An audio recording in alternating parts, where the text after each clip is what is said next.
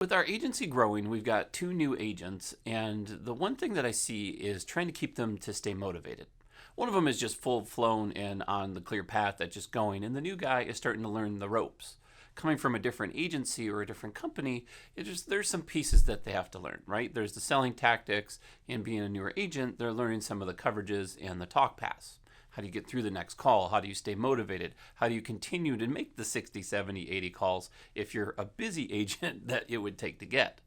We work partially leads, so a third of our content is leads or a third of our piece is leads, and he's getting about 5 leads a day. We also had some marketing pieces, which were mailers that went out, so we had him dial those as well. There's other website calls that sometimes come in, and we'll link those to him. Not as often because he's still learning, and those are kind of the bread and butter, the baby. Those are the best leads that you can get, right? Those are the Glengarry leads. And yes, he's got to earn that right, and then when the next person comes in, that person will be on that back burner for that too. So then he'll get them, and the other guy will get them, and that's just how we work it. But let's go over to some of the things that you may be interested, which is how do you stay motivated as an agent?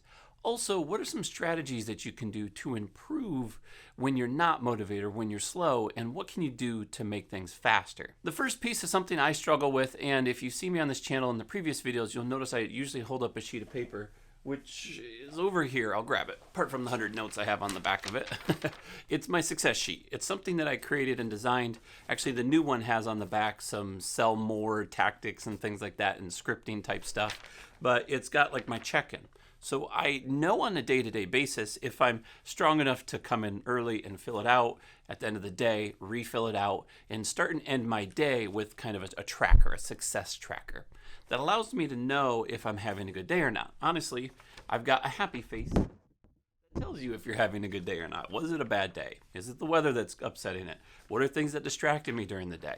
I make notes of those so that I can mentally prepare for the future if I want to let those distractions come in. Not all distractions are bad, but as long as I know why I am or am not getting to what I needed to get done in the day, then I have a clear path on what I can do tomorrow. So setting those goals ahead of time and making them tangible is something that's very powerful. Yes, I know everyone says you set these huge, big goals and I do $5 million book. And that works for people like me. That's actually a focus I had in the past is 1.5 million back in the day. And that was my focus. It's all I cared about. Didn't matter if they canceled, didn't matter if they renewed. I just moved forward for the next person. And that works if you have that, put your blinders on and go. But for those of us like today, a lot of people need those rewards, those little steps to say, hey, I just want to do 20 phone calls today.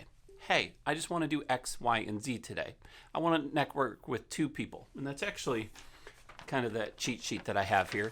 That's actually at the bottom is 1, 2, 3, 4 quotes, 1, 2, 3 sales, and 2 COI connections. So I'm constantly filling my hopper, but it's getting me to be motivated that I can prepare for next week, 3 months from now, 2 months from now. I've got not just quotes and sales, I'm focusing on the next steps to improve what I'm doing to go farther and faster. The second piece is to celebrate the small wins. If you have a really good month or if you have something, reward yourself. Actually have some sort of small celebration, whether it's a pat on the back if you can't afford it, or it's having a good dinner, doing like a spin to win as they call it, where you have a wheel and people spin it, or you shoot a basket and they get 20 bucks if they make it. Whatever the case is, we're actually looking at one of the fun ones. I'm going to pull it up here while we're talking.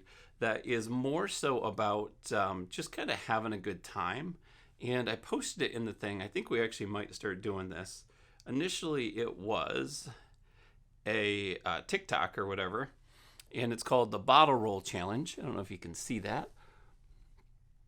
So you roll the ball or the bottle, and wherever it lands, if it's on the hot sauce, you got to take a shot of hot sauce. If it's on the $100 bill, you get the $100 bill.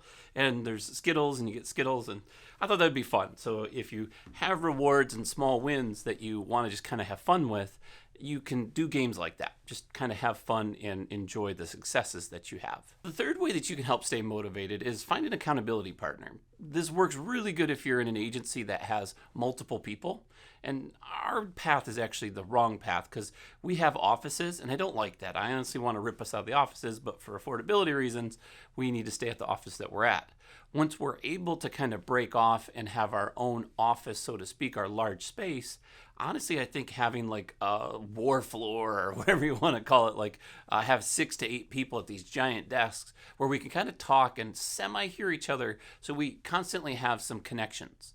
I see that some of even with our new guy, he tends to stay separate from our other guy. So the two of them are doing a good job, and we're working with them and making sure they're not just getting complacent. But that's work on us now, where we could honestly have them try to connect more, and that leans a little bit on us. That means we have to connect outside of the office a little bit more versus inside the office, or maybe we need to do events. So finding a way to get everybody to connect as one is kind of like an accountability partner. Now I get it, Mark, that's not what an accountability partner is, but it kind of is. The accountability partner obviously is to someone that can hold you to those standards.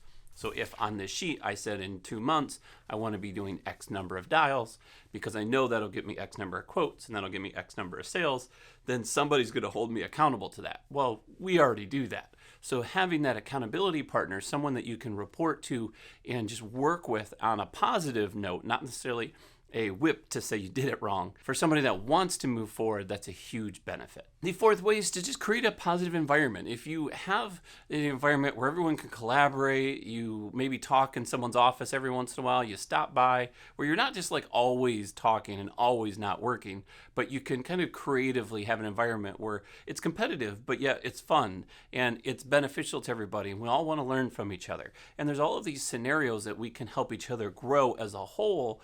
That's really having the right work environment. It doesn't have to be just all fun and games, because business needs to be done too.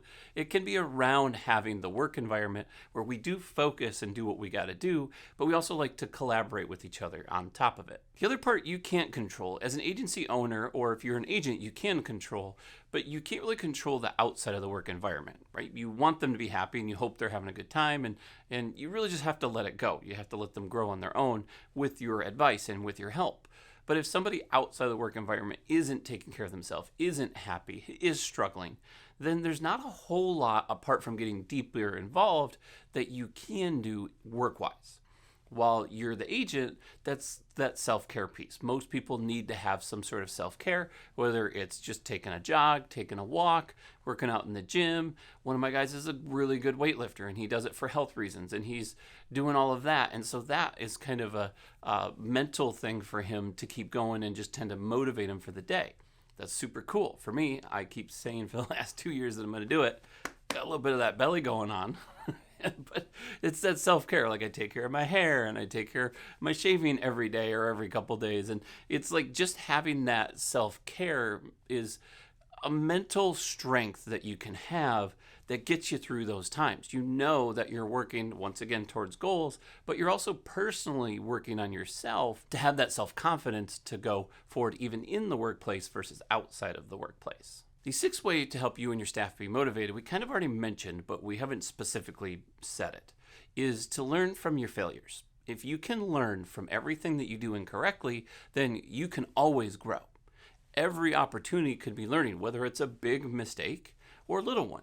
One thing on this sheet that we've done, actually it's on the back of the new one, is we do kind of a call review style. Like, it's, okay, did I do this, and this? Oh crap, I messed this part up. Why didn't they buy? Why did they buy?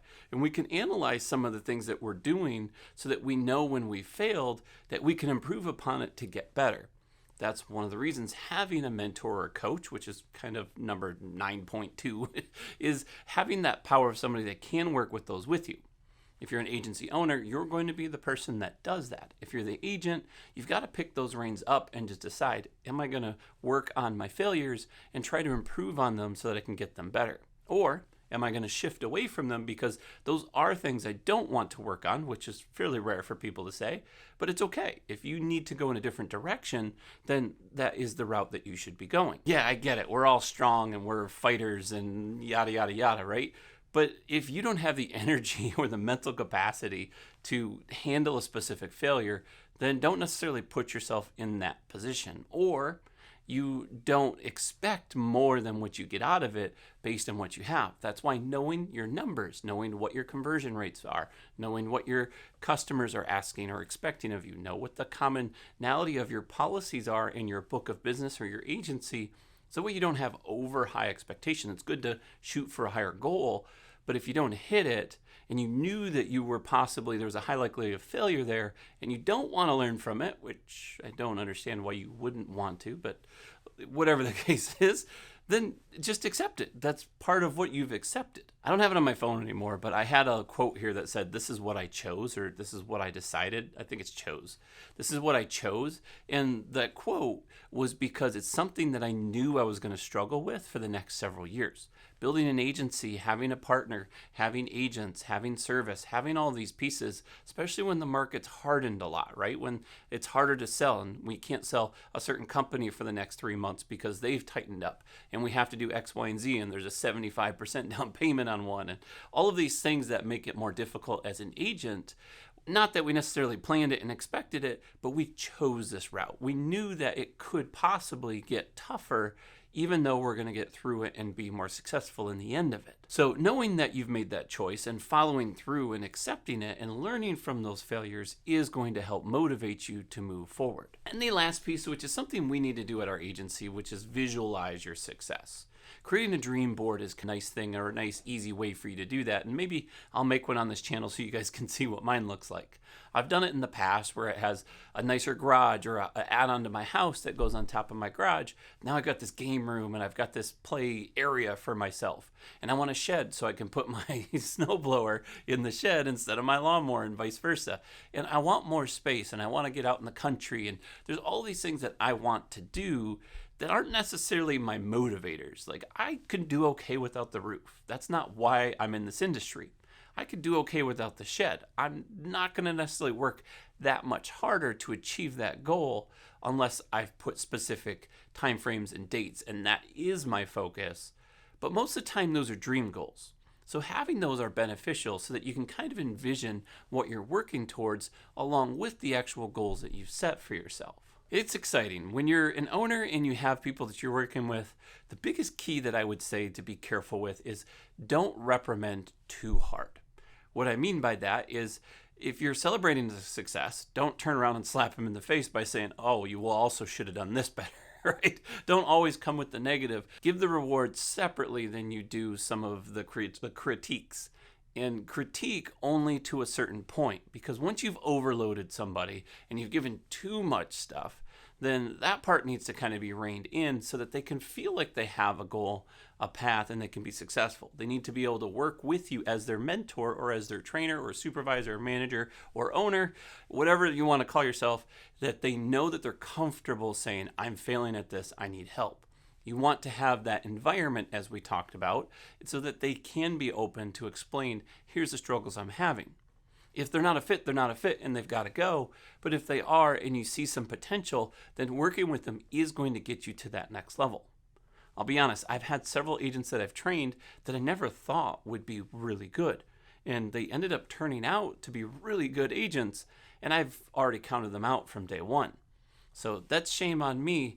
Learn from that failure and learn to be more successful. I'm Mark W. Flockhart. I'll see you soon.